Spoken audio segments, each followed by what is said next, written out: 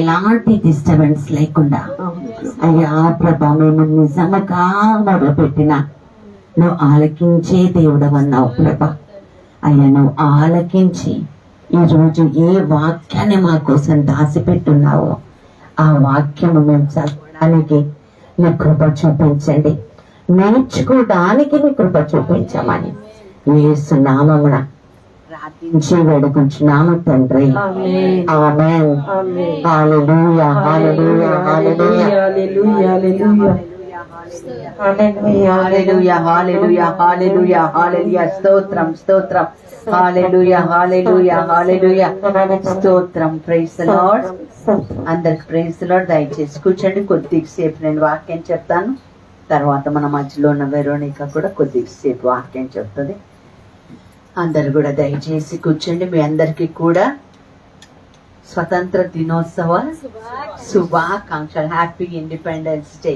Praise the Lord. చాలా సంతోషం కదా, 80 సంవత్సరాలు అంటే మన పుట్టక మునిపే మనకి స్వతంత్రం వచ్చింది కదా. నేను కూడా పుట్టలేదు, అప్పుడే స్వతంత్రం వచ్చింది. ఎంత కష్టపడ్డా.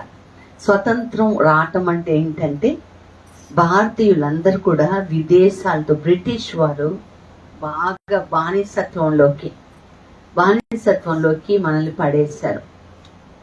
మన దేశంలోనే మనము బానిసలుగా ఉన్నాం, మన దేశంలోనే మనము కట్లతో ఉన్నాం, మన దేశంలో మనకి స్వతంత్రం లేదు, మన దేశంలో మనకి దేని మీద హక్కు లేదు. బ్రిటిష్ వారు మనల్ని పూర్తిగా వాళ్ళ అధికారంలో కింద పడేశారు. అయితే భారతీయులు కొంతమంది వాళ్ళలో ఆ భారతీయ తత్వాన్ని, వాళ్ళ రక్తం మరుగుతున్న సమయంలో వాళ్ళందరూ కూడా పోరాడి చాలా మంది చనిపోయారండి. వేల కొద్ది జనాలు చనిపోయారు. కొంతమంది పేర్లు మాత్రమే మనం చాలా ఎక్కువగా చెప్పుకుంటాం, కానీ సమాధి అయిపోయిన వారు ఎందరెందరో. భారతదేశానికి స్వతంత్రం తీసుకురావడానికి వాళ్ళు చేసిన త్యాగము మామూలుది కాదు. అందుకే భారతదేశంలో అందరం కూడా ఈరోజు స్వతంత్రంగా బ్రతకగలుగుతున్నాం. వాళ్ళందరికీ, చనిపోయిన వాళ్ళందరికీ కూడా గట్టిగా చప్పట్లు కొడదామా, వాళ్ళ జ్ఞాపకం చేసుకుందాం. వాళ్ళ కుటుంబాల కోసం, వాళ్ళ వంశాల కోసం మనం ప్రార్థన చేస్తాం. అంత కష్టపడి అంత ఇదిగా భారతదేశానికి ఏం వచ్చింది? స్వాతంత్రం వచ్చింది. 79 సంవత్సరాలు అయిపోయి 80 సంవత్సరానికి అడుగు పెట్టి ఉన్నాం. స్వతంత్రం నిజంగా వచ్చిందా? నిజంగా మనందరం స్వతంత్రంగా ఉన్నామా అని ఆలోచిస్తే ఎక్కడో ఒక దగ్గర దేనికో దానికి బానిసలమైపోయి ఉన్నాం. అందుకే ఈరోజు ఎవరు నిజమైన స్వాతంత్రాన్ని ఇస్తారు, ఎప్పుడు ఎవరు మాట్లాడితే మనకి స్వతంత్రం వస్తుందో అన్న విషయాన్ని మనం ధ్యానం చేసుకోవడానికి ప్రయత్నం చేద్దాం. యోహాను సువార్త 8వ అధ్యాయం 36వ వచనం. యోహాను సువార్త 8వ అధ్యాయం 36వ వచనం ఒక్కసారి మనం చదువుదాం.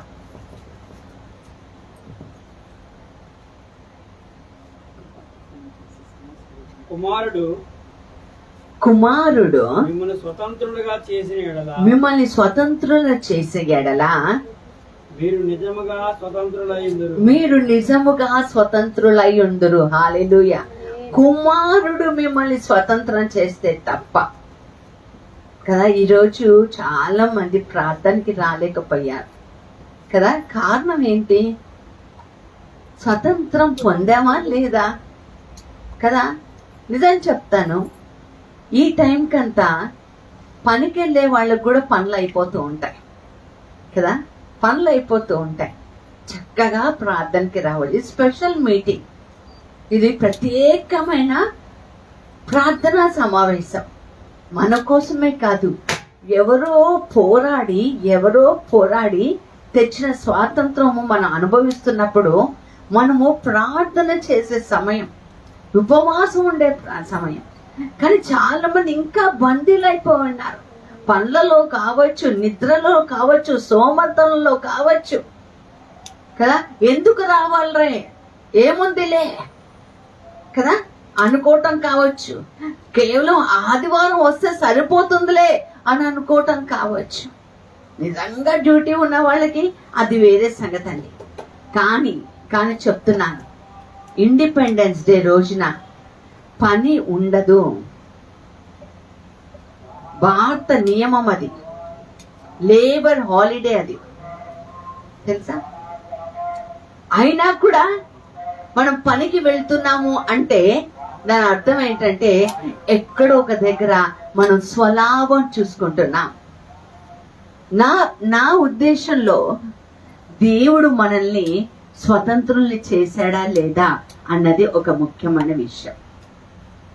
దేవుడు మనల్ని స్వతంత్రించకపోతే, కుమారుడు మనం స్వతంత్రించకపోతే మరి ఎవ్వరం కూడా స్వతంత్రము కాలేము అన్న సత్యాన్ని నీవు నేను గ్రహించుకోవాలి, నీవు నేను తెలుసుకోవాలి. హల్లెలూయా, హల్లెలూయా. రెండోదిగా చూస్తే రోమా పత్రిక 8వ అధ్యాయం 1-2 వచనాలు. రోమా పత్రిక 8వ అధ్యాయము 1-2 వచనం మనం జాగ్రత్తగా గమనించినట్లయితే అక్కడ దేవుడు వాక్యం కనిపిస్తుంది కదా. కాబట్టి ఇప్పుడు చదవయ్యా. క్రీస్తు యేసునందు ఉన్నవారు ఏ శిక్షా విధికి లేదు. క్రీస్తులో స్వతంత్రం, క్రీస్తులో ఏ శిక్ష లేదు. హల్లెలూయా, హల్లెలూయా. నిజమైన స్వతంత్రం అనుభవించాలంటే నీవు నేను క్రీస్తులో ఉండాలి. హల్లెలూయా. ఏ శిక్ష లేదు. ఇంకొకటి చదవమా. క్రీస్తు యేసునందు జీవమునిచ్చు ఆత్మ యొక్క నియమము పాప మరణ నియములను నన్ను విడిపించాను. పాపము యొక్క నియమము నుండి మళ్ళీ విడిపించాను. నా ప్రశ్న ఈరోజు ఏంటంటే నిజంగా యేసు ప్రభు విడిపించినట్టుగా మనం జీవించగలుగుతున్నామా లేదా? కుమారుడు స్వతంత్రిస్తే అపవాది స్వతంత్రం. కుమారుడు స్వతంత్రిస్తే ఏ శిక్ష విధి లేదు. ఆ పాపమున నియమం నుండి కూడా దేవుడు మనల్ని విడిపించాడని వాక్యం పలుకుతుంది. దేవుడు నీతోను నాతోను మాట్లాడే ఒక శ్రేష్టమైన మాట 5వ అధ్యాయం 1వ వచనం. జాగ్రత్తగా చదవండి. చూద్దాం. ఈ స్వాతంత్రము అనుగ్రహించి స్వతంత్రులుగా చేసి ఉన్నారు. కాబట్టి జాగ్రత్తగా వినండి. దేవుడు స్వతంత్రిస్తే నువ్వు నేను చేయవలసింది ఏంటంటే ఇంగ్లీష్ లో ఉంటుంది, if God has set us free, stand firm. హల్లెలూయా. వాక్యం చదువుతుంటే నా బర్త్డే రోజు చక్కటి బైబిల్ ఆనంద్ బ్రదర్ నాకు ఇచ్చారు. అది చదువుతూ ఉంటే వాక్యం ఇదే చదివారు. దేవుడిని స్వతంత్రించాడు కనుక నువ్వు దృఢంగా నిలబడాలంట. హల్లెలూయా. పక్కన చెప్పండి, నాకు నిజమైన స్వతంత్రం వస్తే నేను దృఢంగా నిలబడతాను. అన్నామా? ప్రశ్నించుకోవాలి, ఆలోచించుకోవాలి. దేవుడి కార్యాలు నిర్లక్ష్యంగా చేసేస్తామండి. దేవుడి కోసం ఒక త్యాగం చేయకపోతే శ్రమ కదా.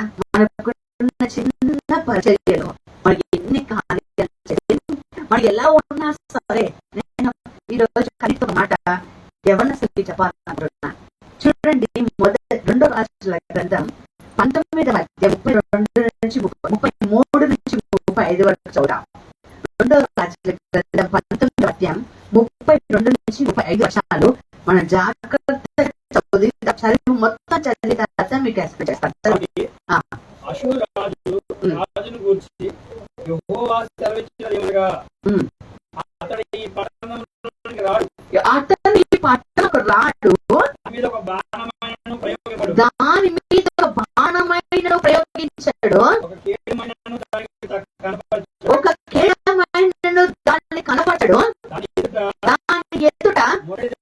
కట్టడు, ముట్టడి దెబ్బ కట్టడు, ఈ పట్టణం లోపలికి రాక ఈ పట్టణములోకి రాక తాను వచ్చిన మార్గమనే తాను వచ్చిన మార్గమునే వెతికిపోతుంది. ఒక్క రాజు అండి పోరాటం చేయాలని చూస్తున్నాడు, అందరినీ చంపాలని చూస్తున్నాడు, దేవుడు ప్రజలని అస్తవ్యస్తం చేయాలని చూస్తున్నాడు, దేవుడు అపహరించాలని చూస్తున్నాడు, దేవుడు బిడ్డలని కాజేయాలని చూస్తున్నాడు, దేవుడు బిడ్డలని దూరం చేయాలంటే యెహోవా దేవుడు చెప్తున్న మాట ఏంటంటే వాడు రాడు. హల్లెలూయా. ఎందుకు రాడు? ఎందుకు లోపలికి రావట్లేదు? ఎందుకు మన ఇళ్ళలో రావట్లేదు? ఎవరు జాగ్రత్తగా వినాలి. ఎందుకు రావటం లేదు అంటే అప్పుడు ఒక ఆన్సర్ ఉంది చూడండి, చెప్పమ్మా. కాబట్టి ఆ, యెహోవాకు ఆ, నా నిమిత్తమును నా నిమిత్తమును నా సేవకుడైన దావీదు నా సేవకుడైన దావీదు నిమిత్తము నేను నేను ఈ పట్టణం ఈ పట్టణంలో కాపాడి రక్షించు మీ జీవితాలు కాపాడాలంటే తప్పు చేసిన ఎక్కడ దారి తప్పినా ఏ పాపంలో పడిపోయినా అర్ధరాత్రి ఎక్కువ టైం తెల్లవారుజామున లేవకుండా నిద్రపోతున్నా సోమకుండా ప్రార్థన చేయకపోయినా దేవుడు నిన్ను కాపాడుతున్నాడంటే ఎక్కడో నీ పూర్వీకులు, ఎక్కడో నీ అమ్మమ్మలు నానమ్మలు, ఎక్కడో అమ్మ నాన్నలు నీ కోసం ప్రార్థన చేశారు. కాబట్టి దావీదుని బట్టి నా నిమిత్త దావీదు చేసిన గొప్ప కార్యాలు బట్టి మీరు బ్రతికి బాగుపడుతున్నారు. నా ప్రశ్న ఈరోజు ఏంటంటే దావీదు మనల్ని కాపాడాడు, మరి మీ జనరేషన్ మీ తరం ఎవరు? మోకరించగలుగుతున్నావా? ప్రార్థన చేసుకోగలుగుతున్నావా? పాటించగలుగుతున్నావా? ప్రకటించగలుగుతున్నావా? లోపలి ఉండగలుగుతున్నావా? ఆ రోజు దావీదు అంటే 33 నుంచి ఎంత భయంకరమైన శ్రమపడుతున్నాడు చూడండి. యెహోవా ఎంత గట్టిగా మాట్లాడుతున్నాడో చూడండి. 33వ వచనం. పట్టణంలోనికి రాక ఈ పట్టణంలోకి రాక తాను వచ్చిన మార్గముననే తాను వచ్చిన మార్గములోనే why devil is not attacking you? ఎందుకు సాతానుడు మనల్ని ఇంకా పీడించడం లేదు? ఎందుకు మనం శ్రమలు పాలవటం లేదు? దాన్ని తప్పి తిరిగినా సరే ఇంకా ఎందుకు బ్రతికితే దేవుడు నిన్ను నన్ను కాపాడుతున్నాడు. హల్లెలూయా. ఎందుకు కాపాడుతున్నాడు? నా దావీదుని బట్టి, నా పూర్వీకుల బట్టి ఈరోజు దైవం అనే కుటుంబం కాపాడబడుతుంది ఆవిడ భక్తి జీవితం బట్టి. ఎందుకు స్టీఫెన్ కుటుంబం బ్రతికి బ్రతకగలుగుతుంది? అతని ప్రార్థన జీవితం బట్టి. ఎందుకు మళ్ళీ కుటుంబం బ్రతకగలుగుతుంది? ఆమె ప్రార్థన జీవితం బట్టి. ఎందుకు రాజశ్రీ కుటుంబం బ్రతికి బ్రతకగలుగుతుంది? సేవ చేసేది దేవుడు మర్చిపోవడం లేదు కాబట్టి. అలాగే మనందరి జీవితాలు కూడా అదే. కానీ తర్వాత జనరేషన్, తర్వాత తరం ఎక్కడ ఉన్నారు? ఏం నేర్చుకుంటున్నారు తల్లిదండ్రుల నుంచి? ఏం మారుస్తున్నారు తల్లిదండ్రుల నుంచి? చదవయ్యా. నా సేవకుడైన ఆ. నా నిమిత్తమును నా నిమిత్తమును నా సేవకుడైన దావీదు నిమిత్తమును నా సేవకుడైన దావీదు నిమిత్తమును నేను ఈ పట్టణమును కాపాడి నేను ఈ పట్టణంలో నింటి కాపాడుతున్నాను. That is why I am saying you. నిన్ను పట్టే కుటుంబం కాపాడబడు. రాజశ్రీ బట్టి, స్టీఫెన్ బట్టి, కదా, భవాని బట్టి దేవుడు కాపాడుతున్నాడు కుటుంబాలని. దేవుడు ఆశీర్వదిస్తున్నాడు. ఈ తరం వెళ్ళి పెద్ద మీ తరం ఎవరు ఉన్నారు? ఒకసారి ప్రశ్నించుకుందాం. How faithful you are to God. ఎంత విశ్వసనీయత నీకుంది. వెల్లుస్ కట్టకపోయినా పర్వాలేదని ఎవరో ఒకరు సాయం చేస్తారు. ఇది దేవుడు అలంకరించుకొని ఏ విధంగా చూడాలి కదా. సమయాన్ని సద్వినియోగం చేసుకోమని పరిశుద్ధతలో దేవుడు చెప్తున్నాడు. నా తల వెళ్ళిపోయిన తర్వాత, నేను వెళ్ళిపోయిన తర్వాత అదే స్థాయిలో అభిషేకం ఎవరున్నారని చూస్తుంటే నా కంటికి ఎవరు కనిపించలేదు. అందుకే దేవుడిని ఏమడుగుతా, ఇంకొద్దిగా ఆయుష్ అయ్యా, ఇంకొద్దిగా ఆయుష్ నాకు ఇచ్చిన ఈ యవ్వనస్తుల్ని నేను తరఫీదు ఇవ్వడానికి ఇంకొద్దిగా ఆయుష్ ఇవ్వ. అదే స్వతంత్రం. కమాడిటీ స్వతంత్రం. గలతీ 5:1 చదువుతా. స్వాతంత్రం అనుగ్రహించి ఈ స్వాతంత్రం అనుగ్రహించి క్రీస్తు మనలను స్వతంత్రులుగా చేసి మీరు స్థిరముగా ఇచ్చి జాగ్రత్తగా వినండి. దేవుడు ఇచ్చిన స్వతంత్రం అనుభవించిన తర్వాత మళ్ళీ దాసత్వంలోకి వెళ్ళవద్దు, మళ్ళీ చిక్కుకొనవద్దు.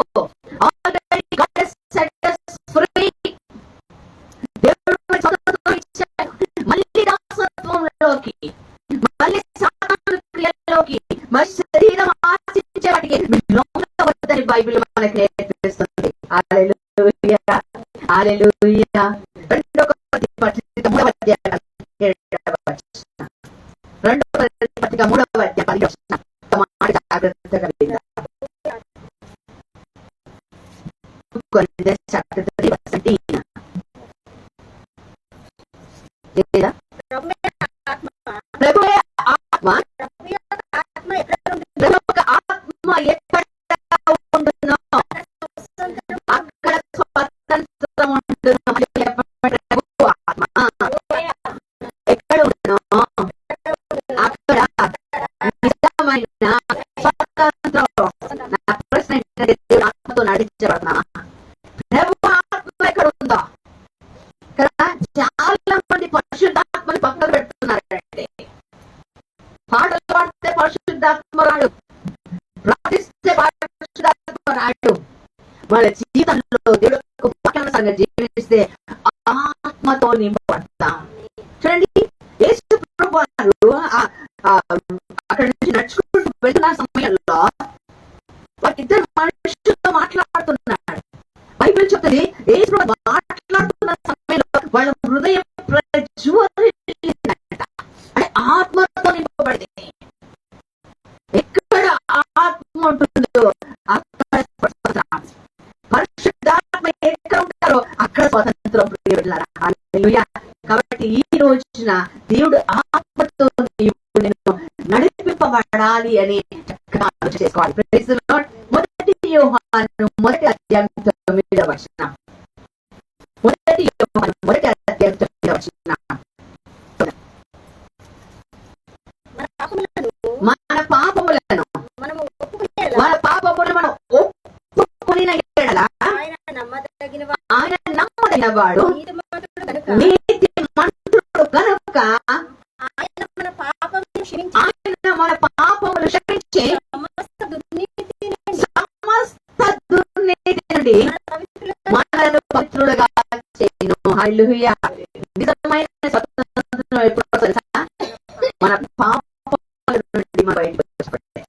అది నిజంగా దొంగ బతకాలి చెప్పండి. దొంగ ఎప్పుడు బిక్కుబిక్కుమంటూనే ఉంటాడు. ఇంటి వాళ్ళ ముందు నిల్చోవాలన్నా, బయట నిల్చోవాలన్నా దొంగ చేసేస్తాడు. కానీ ఎక్కడా పట్టుబడతామేమో, ఎక్కడా అని చాలా భయంగా ఉంటాడు.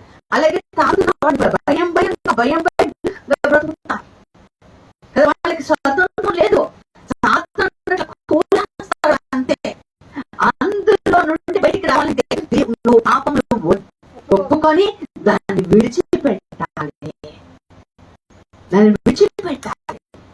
అప్పుడే నిజమైన స్వాతంత్రం నీకు లభిస్తుంది అని బైబిల్ చెప్తుంది. నేను 1996 సంవత్సరంలో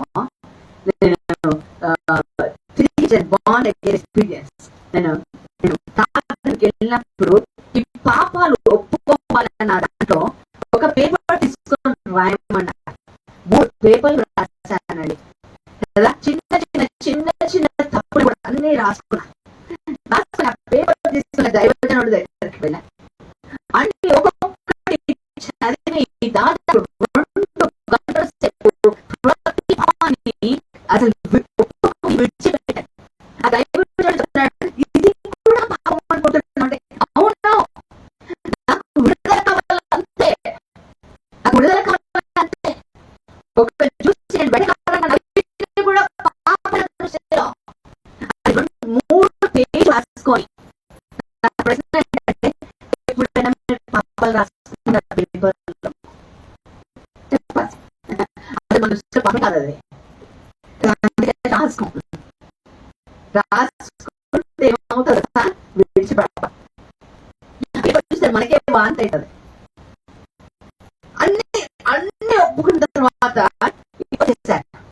వచ్చేసి హాల్లో కూర్చున్నాను. నమ్మకండి 3 కిలోలు బరువు తగినంత తేలిక ఉండకండి. ఎంతో తేలిక, ఒక ఫ్రీడమ్ వచ్చేసింది.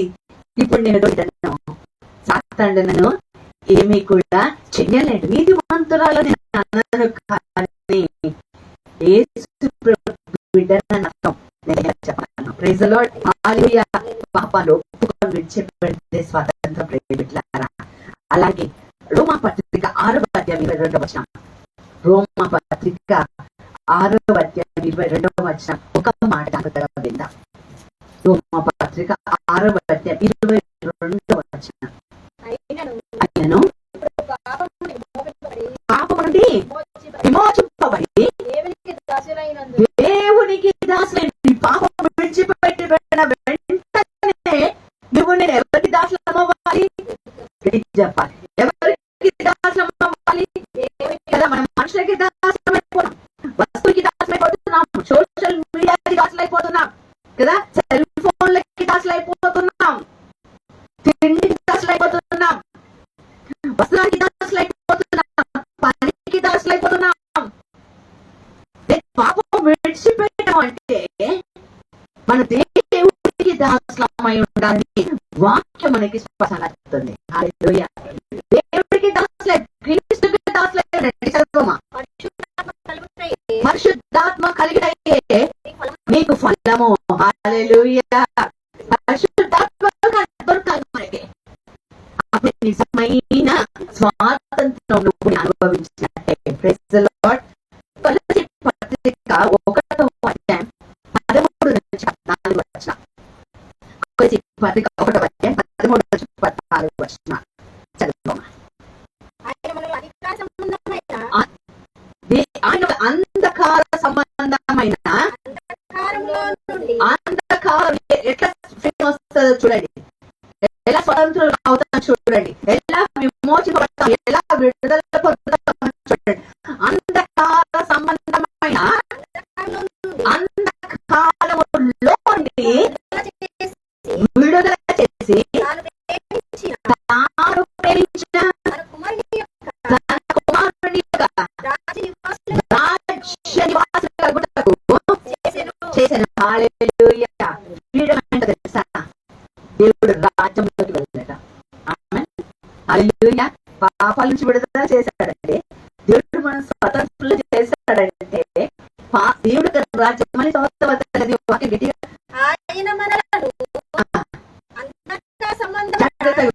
అంధకార సంబంధమైన అంధకారములో నుండి విడుదల చేసి పక్కన చెప్పండి, దేవుడు నన్ను ప్రేమిస్తున్నాడు.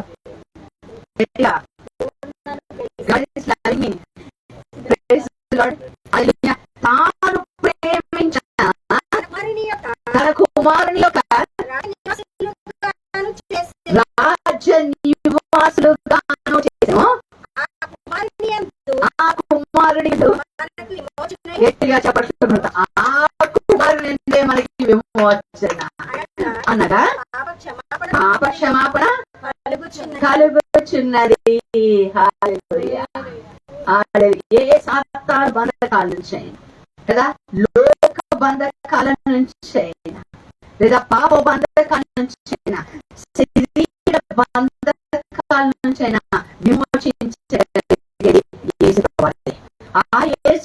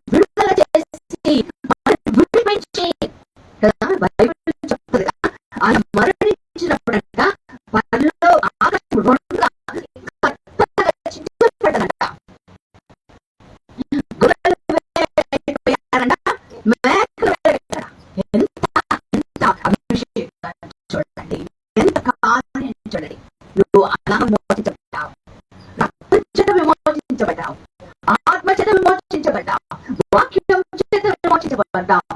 విమోచింపబడి నువ్వు స్థిరంగా నిలబడి రాజ్యానికి నువ్వు నేను ప్రాకులాడాలని బైబిల్ మనకి నేర్పిస్తుంది. హల్లెలూయా, హల్లెలూయా. ఎఫెసీ పత్రిక, రోమ పత్రిక 8వ అధ్యాయం 31-32 వచనాలు. రోమ పత్రిక 8వ అధ్యాయం 31-32 వచనాలు. గట్టిగా చదువుదాం. ఇట్లుండగా మనం ఏమంటాం? దేవుడు మన పక్షములో ఉండగా మనకి విరోధి ఎవరు?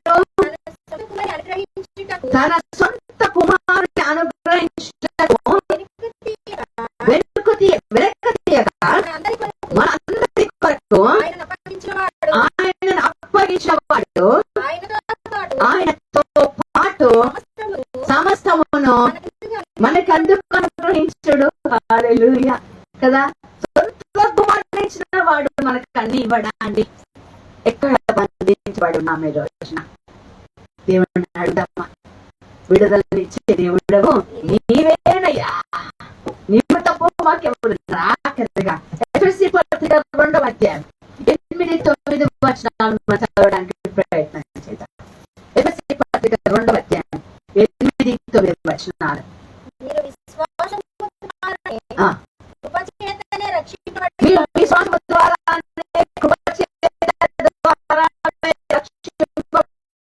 ఉన్నారు.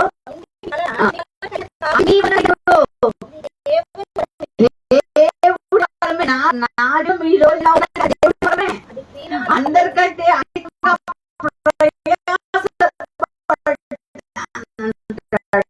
పౌలుగా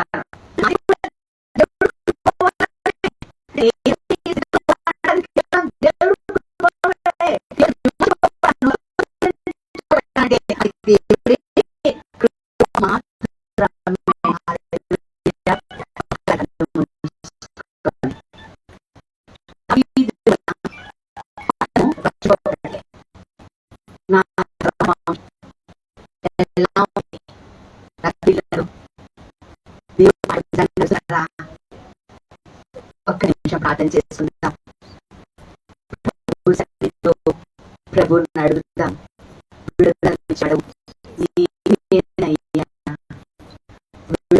నాకు నేడు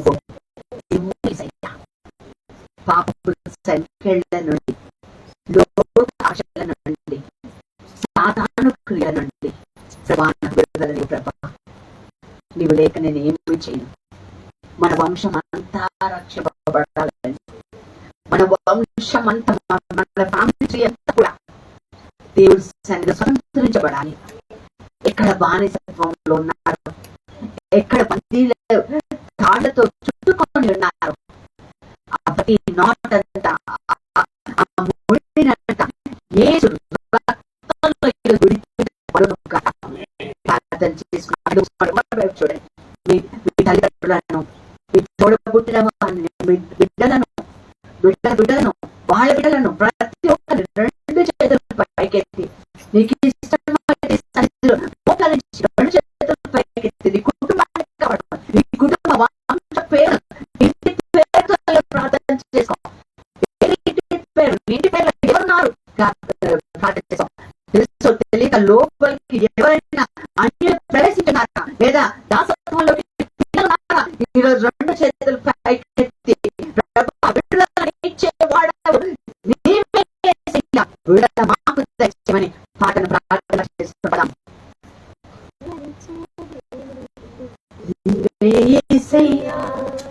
విడుదల మాకు నేడు నీవు,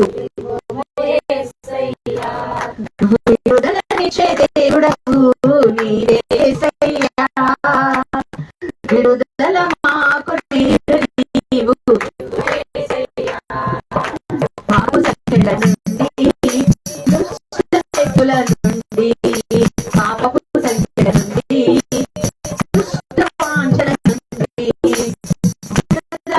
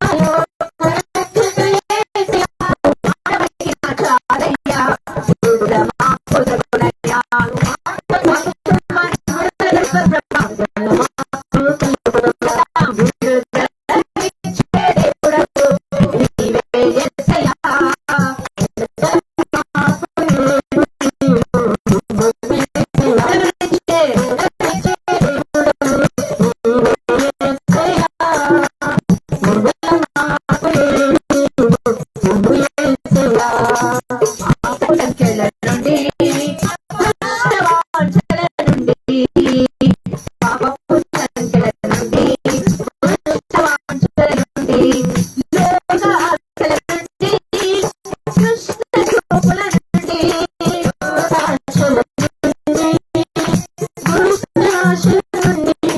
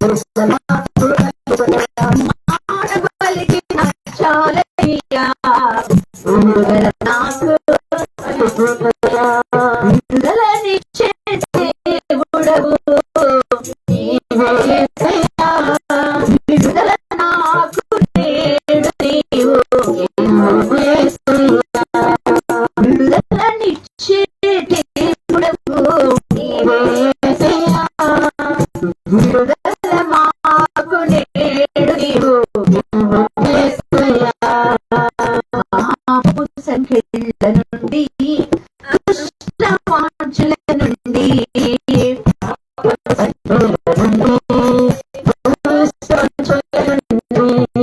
విడుదల మాకు ఇవ్వమయ్యా లోకరక్షక యేసయ్యా విడుదల మాకు ఇవ్వమయ్యా లోకరక్షక యేసయ్యా మాట పలికిన చాలయ్యా విడుదల మాకు దొరుకునయ్యా మాట పలికిన చాలయ్యా విడుదల మాకు మాట పలికిన చాలయ్యా విడుదల